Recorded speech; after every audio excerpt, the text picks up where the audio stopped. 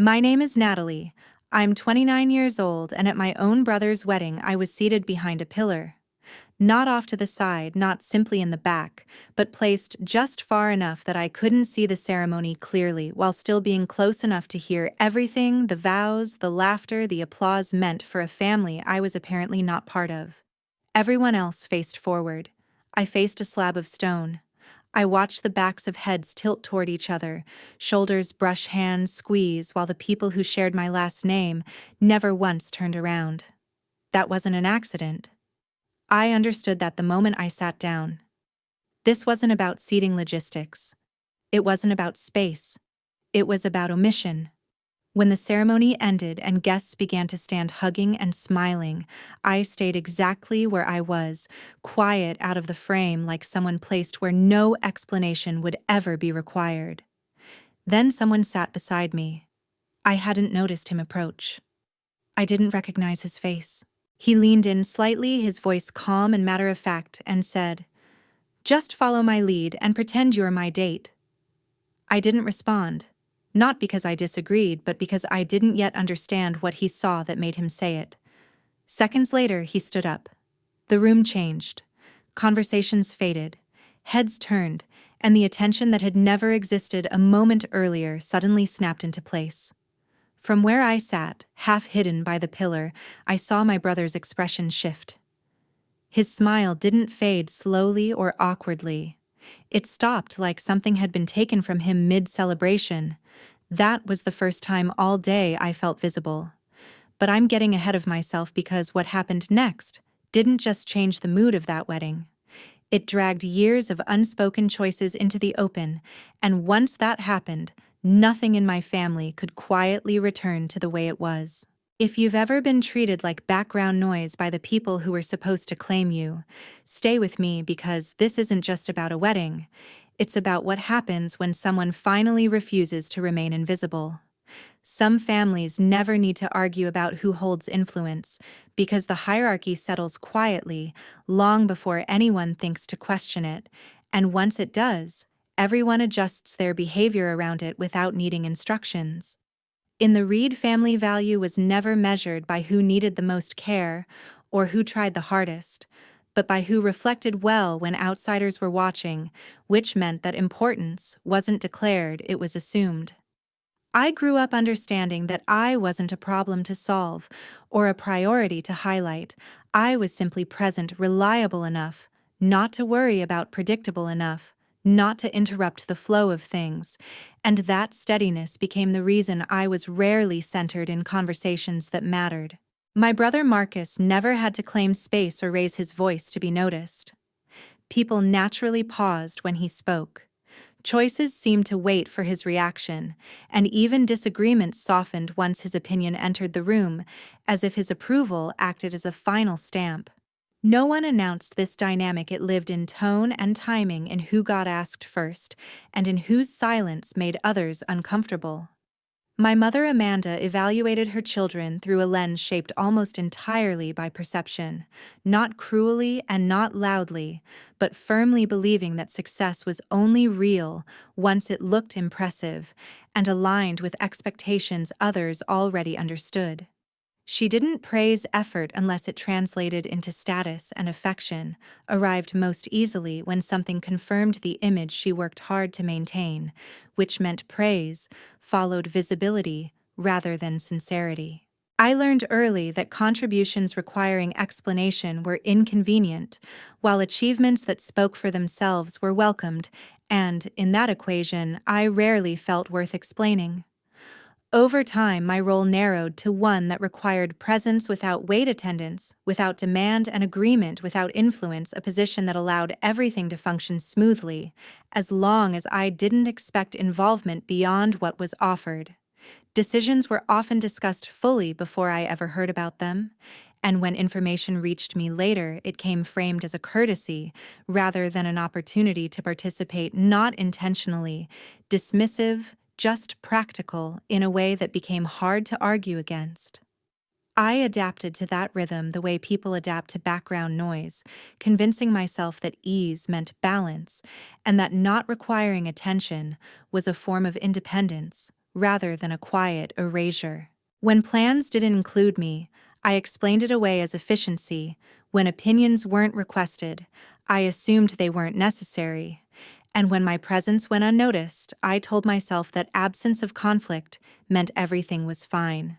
I became skilled at reading rooms and adjusting myself downward, speaking only when invited, accepting placements without comment, and translating exclusion into neutrality so I didn't have to confront how consistently it happened. There was a comfort in being labeled low maintenance, because it meant I was rarely challenged and almost never criticized, but it also meant my absence from meaningful discussion registered as a convenience rather than a loss. I accepted that being overlooked wasn't the same as being rejected, telling myself that maturity looked like compliance, and that dignity meant not asking for recognition that might never come. That acceptance kept the structure intact and allowed everyone else to move freely within it, while I remained adaptable enough not to disrupt the balance, slowly learning that my place in the family wasn't defined by how much I cared, but by how little space I was expected to occupy. By the time I arrived in New Orleans, the wedding no longer felt like an upcoming event. It felt like something already decided without me. I came 2 days early out of habit, not obligation, because in my family showing up ahead of time had always been my way of signaling cooperation, a quiet offer to be useful before anyone had to ask. The house was busy when I walked in, phones vibrating on counters, voices overlapping from room to room, schedules being adjusted in real time, and within minutes, it became clear that momentum mattered more than presence. That night's dinner was framed as informal, but it slid naturally into planning, with Marcus reviewing arrangements as if reading from a finalized script, and Amanda responding with approval or minor refinements that moved the conversation forward without resistance. They spoke quickly, confidently, trading details about transportation, guest flow, and vendor timing, and I waited for an opening that never appeared. When I finally asked if there was anything I could help with, anything at all, Amanda answered immediately, her tone neutral and efficient, saying, "It's handled," before turning back to Marcus without missing a beat. There was no edge to it, no irritation, just closure, as if the idea of me contributing required no further consideration. Later, as the conversation drifted and plates remained scattered across the table, Marcus laid a printed seating diagram on the counter, talking through assignments while responding to messages from the venue. I hadn't planned to look closely, but I didn't need to search long to find my name because it was isolated at the bottom, placed in an overflow row marked behind a support column, a location annotated clearly enough that it couldn't have been accidental. I studied the diagram carefully, confirming distances and angles, hoping there was some misunderstanding, but the obstruction note was explicit, and the placement final. I asked about it calmly, making sure my voice stayed level, pointing out that the column would block most of the view and asking whether there was flexibility to adjust, not framing it as entitlement, just practicality. Amanda glanced over, then dismissed the concern with a brief comment about not turning small things into large distractions, adding that the ceremony itself was symbolic and that attendance mattered more than sightlines. Before I could process that, Marcus spoke again, his tone controlled and steady, and said, "It's not about you," not sharply, not defensively, but with the certainty of someone clarifying an obvious fact. The sentence landed heavier than if it had been cruel, because it carried no emotion at all, only finality, as if objectivity made it unquestionable. I didn't argue. Pushing back would have required reframing the entire conversation, and everything around me suggested it had already moved past space where my questions belonged. No one offered reassurance, no one suggested swapping later, and no acknowledgement followed. The discussion simply shifted to the next logistical concern, as if my name on that page had been a clerical detail rather than a deliberate choice. That exchange stayed with me longer than I expected, not because it was dramatic, but because it was clean, efficient, and impossible to challenge without appearing unreasonable. There was no villain in the moment, No raised voice to react against just a quiet reinforcement of a structure I'd lived inside for years without ever naming it. I went to bed telling myself that weddings came with stress, that decisions had to be made quickly, that taking things personally only complicated situations already under pressure. But even in that rationalization, something felt settled in a way I couldn't undo. By the morning of the ceremony, it wasn't confusion I felt, but recognition. The understanding that my role hadn't been overlooked, it had been accounted for, precisely positioned where I wouldn't be seen, wouldn't need to be considered, and wouldn't disrupt the image being presented to everyone else. The ceremony unfolded exactly on time, polished and controlled from the first note of music. The venue looked as though nothing had been left to chance, warm lighting washing over stone floors, floral arrangements framing the aisle with deliberate balance, every chair aligned to present a flawless image from the front. From where I sat, none of that mattered. The column in front of my seat wasn't a partial obstruction or an inconvenience that could be adjusted around. It was a full visual barrier, wide and fixed, cutting the aisle cleanly out of sight.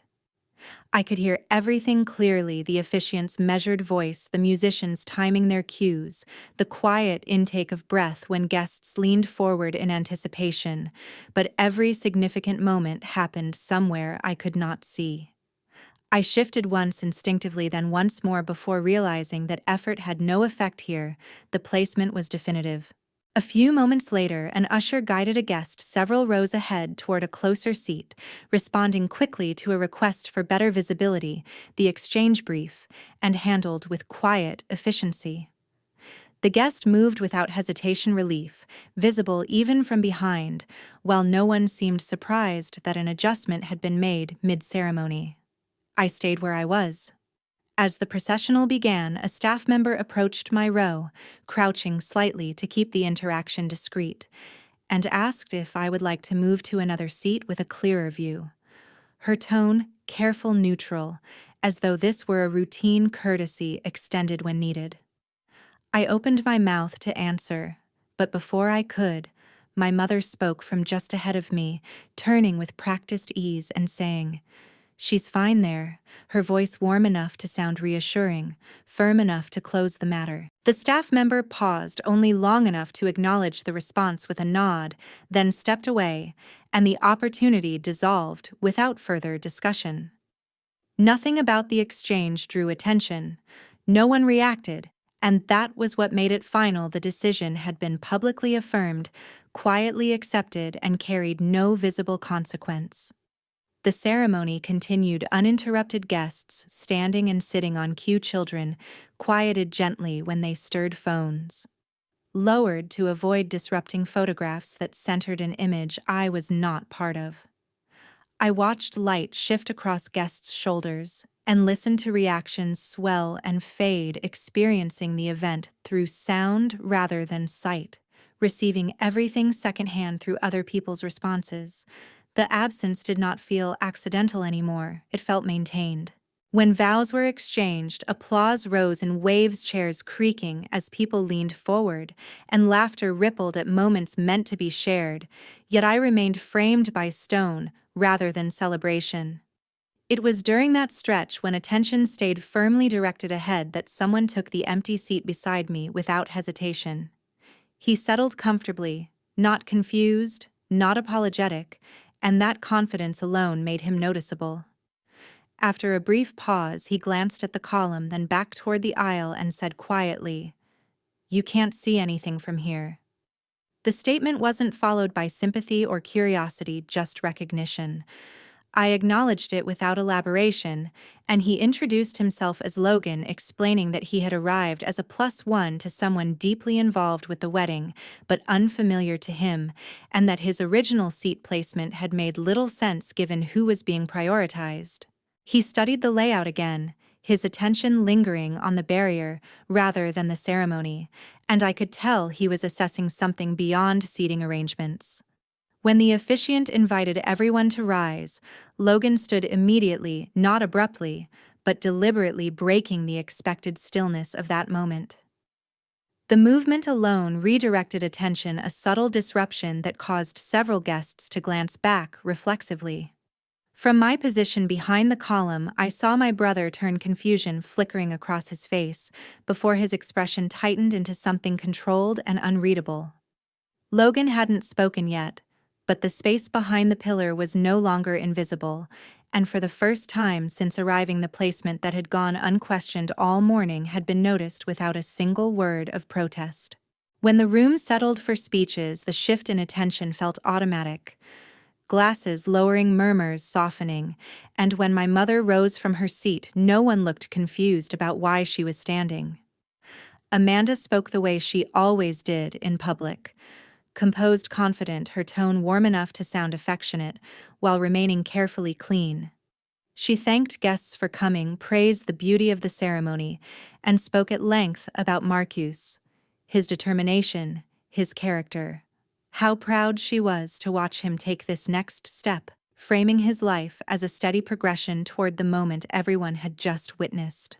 Her words flowed easily, well practiced, without sounding rehearsed, and the audience responded exactly as expected, smiling, nodding, reacting at the right beats.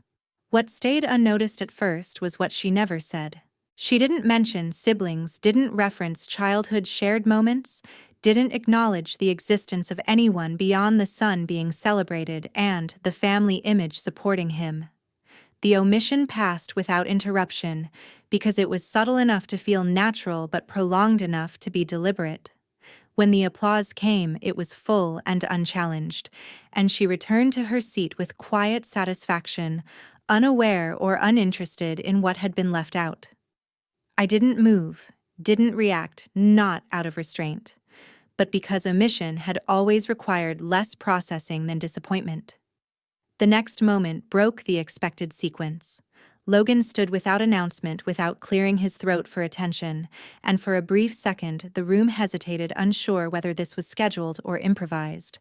He began calmly thanking the couple, acknowledging the celebration, and then widened his focus beyond names and roles. He spoke about family not as a label, but as a system, one that functions smoothly most of the time, because people accept the positions assigned to them, often without realizing those positions were chosen for them. His voice remained even as he talked about how weddings highlight connection, while quietly revealing which connections are treated as background, how some people are valued for maintaining harmony rather than being recognized within it. The room grew noticeably still, not reacting yet, just listening. Logan didn't accuse anyone or elevate himself. He spoke in generalities that mirrored real experiences, closely enough to feel personal without being confrontational. He mentioned how absence is often mistaken for independence, how silence gets read as agreement, and how people who do not demand acknowledgement are frequently assumed not to need it. I felt a slow weight settle in my chest as I realized he was naming something I had never framed aloud, and that realization didn't bring relief so much as unease. Around the room, attention shifted in small ways, guests adjusting posture, glancing toward the edges before refocusing as though checking for context they hadn't noticed before. Logan paused briefly, not theatrically, but long enough to let the room breathe, then continued by saying that moments like weddings don't create these dynamics, they simply expose them. And that recognition doesn't always come with intention. Sometimes it arrives only because someone finally points to what has been consistently overlooked. He ended without summarizing, without calling for agreement, and without signaling triumph, allowing the words to remain where they landed. The applause that followed was slower, uneven, some people clapping immediately, while others waited, but it filled the room enough that dismissing the speech would have been impossible. I stayed seated, unsure whether to acknowledge what had just happened, because while Logan hadn't spoken inaccurately, he had spoken in my direction without asking, translating my experience into a language I had never shared publicly. I didn't know whether to feel grateful that someone had said what I never had, or unsettled, that my silence had been reinterpreted without my consent. I noticed glances toward my row that stopped short of meeting my eyes, and I became aware, perhaps for the first time, that visibility could arrive suddenly and without permission. Logan sat back down beside me without commentary, his expression unreadable, and in that moment the tension wasn't about whether his words were justified, but whether being represented without choice felt any different from being ignored by design. Once the formalities inside dissolved into music and polite conversation, I stepped out without telling anyone where I was going, not out of anger but because every sound in the reception hall suddenly felt too loud to process. The courtyard behind the venue was dim and quiet, lit just enough to outline stone railings and trimmed hedges, the air warm but still offering space rather than comfort. I stood there without checking my phone, without replaying the speeches, letting the moment exist without interpretation. Logan joined me a short while later, not immediately, and not deliberately enough to feel rehearsed, stopping at a respectful distance before leaning against the same railing. We didn't talk at first. The light from inside spilled through the glass behind us, voices muted and indistinct, until Logan spoke once calmly, without preface or follow-up. "People notice what you don't protect." He didn't look at me when he said it, and he didn't wait for me to respond, which made the sentence feel less like advice and more like an observation he was finished holding. I didn't ask him what he meant because the question already felt answered, not emotionally, but practically, and within moments he excused himself and went back inside, leaving me alone with a realization that wasn't dramatic enough to feel like a turning point, but steady enough not to fade. I left shortly after without saying goodbye to anyone, the drive back quiet, the night uneventful. No confrontation waiting on the other end, just distance and sleep. The next morning arrived with no urgency, sunlight cutting across the streets, the city awake but unhurried, and I walked to a nearby cafe simply because it was open and close. While waiting in line, I noticed a woman studying the menu, not with indecision, but intent, like someone evaluating options rather than choosing a favorite. And when she turned, she recognized me first. She introduced herself as Chelsea Grant, mentioning she had been at the wedding the night before, seated a few rows away during the reception, and asked casually if I was staying nearby. There was no reference to discomfort or conflict, just acknowledgement. We ended up with coffees at the same small table, not out of design, but convenience, and Chelsea explained what she did in straightforward terms, coordinating small-scale events, managing logistics that required consistency more than spectacle projects that fell apart quickly if people failed to follow through. She said she noticed how I handled being the subject of unexpected attention without leaning into it, how I stayed composed rather than reactive, and that steadiness mattered more to her than visibility.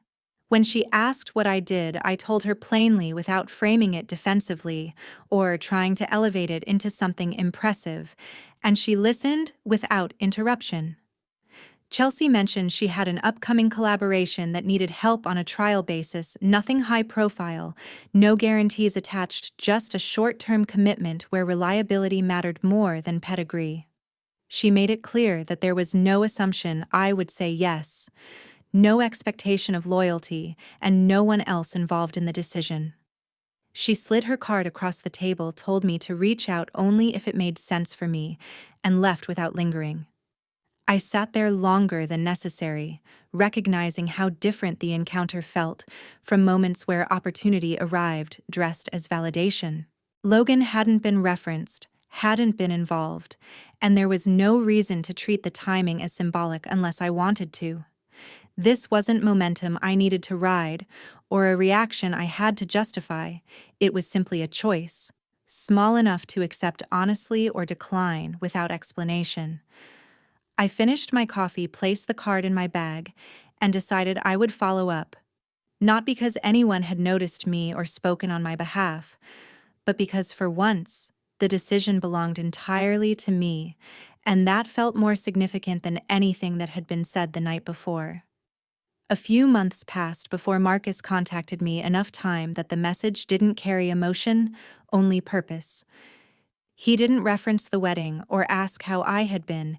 He framed it as a practical check-in, the kind that assumes nothing serious needs addressing because enough time has already done that work. We agreed to meet briefly in a neutral place, a quiet cafe chosen for convenience, rather than meaning public enough to keep things polite, contained enough to avoid a scene. Marcus arrived first and stood when he saw me, the gesture automatic, his expression controlled in the way it always was when he believed he was being reasonable.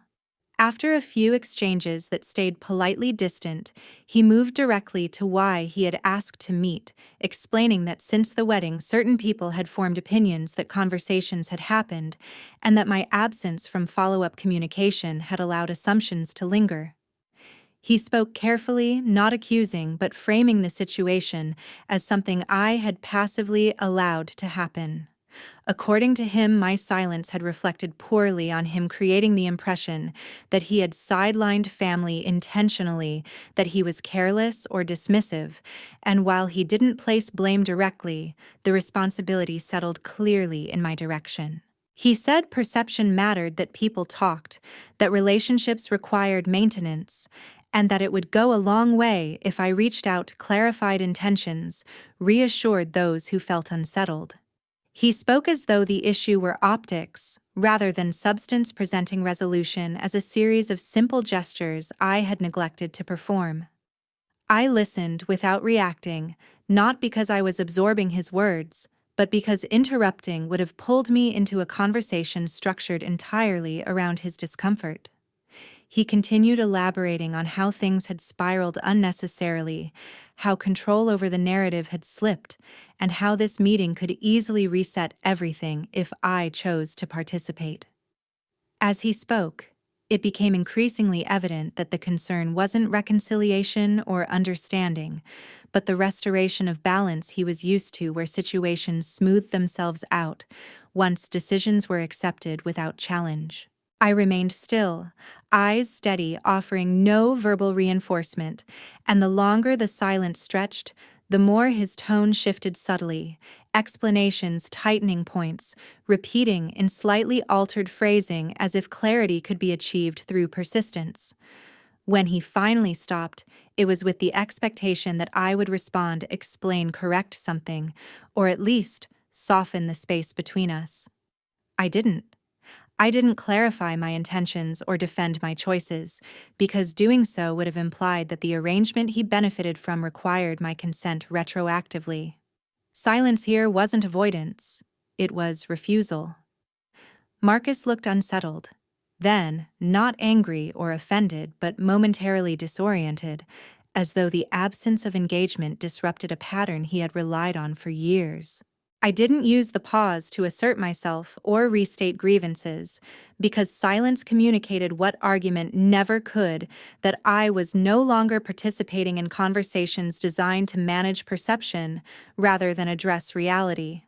After a moment, I stood, gathered my bag, and told him I needed to leave. The words were simple and practical, matching the tone he had used to initiate the meeting. He asked if that was it, whether we were done, and I answered honestly that there was nothing more I wanted to discuss. I didn't apologize, didn't reassure him that things would improve, and didn't outline future contact, because offering those things would have reopened a door I had chosen to close quietly. As I walked out, there was no sense of victory or resolution, just alignment. The calm understanding that explaining myself had never created space for me before, and withholding explanation now did. I didn't block his number afterward or send a message to clarify boundaries, because the meeting itself had established them clearly enough. For the first time, I wasn't adjusting my silence to preserve his comfort or correcting a narrative that didn't serve me.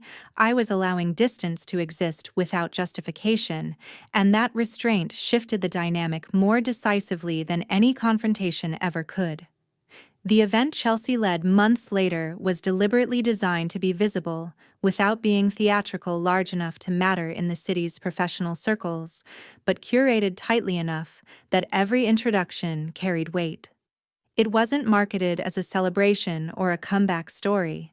It was framed as a results-driven gathering highlighting work completed and people responsible, and I arrived with clarity about my role rather than anticipation. When Chelsea took the stage, she spoke briefly and efficiently, outlining the project, acknowledging contributors, and when she introduced me, she did so by my full name and professional capacity alone. No qualifiers, no personal context, no reference to family ties or backgrounds that could soften or redirect perception. The applause that followed wasn't exaggerated or awkward, it was measured and appropriate, the kind that recognizes competence without curiosity. At that moment, my relationship to the room was unmistakable. I was present because of what I had delivered, not because of who I was connected to. I noticed the Reed family among the attendees dispersed, rather than centered, participating as guests without distinction, and the contrast required no commentary to register. Marcus stood slightly apart, engaged in conversations that paused briefly when introductions circled back to me, and when he eventually approached his tone, carried adjustment rather than authority. He congratulated me, acknowledged the work, and spoke with the restrained politeness reserved for peers rather than family, signaling that he understood, at least publicly, that my position could no longer be managed through proximity or familiarity. There was no attempt to bridge the gap emotionally, only a recognition that the dynamic had shifted beyond informal repair. Amanda moved through the room with practiced composure, but the automatic social momentum she once relied on wasn't there.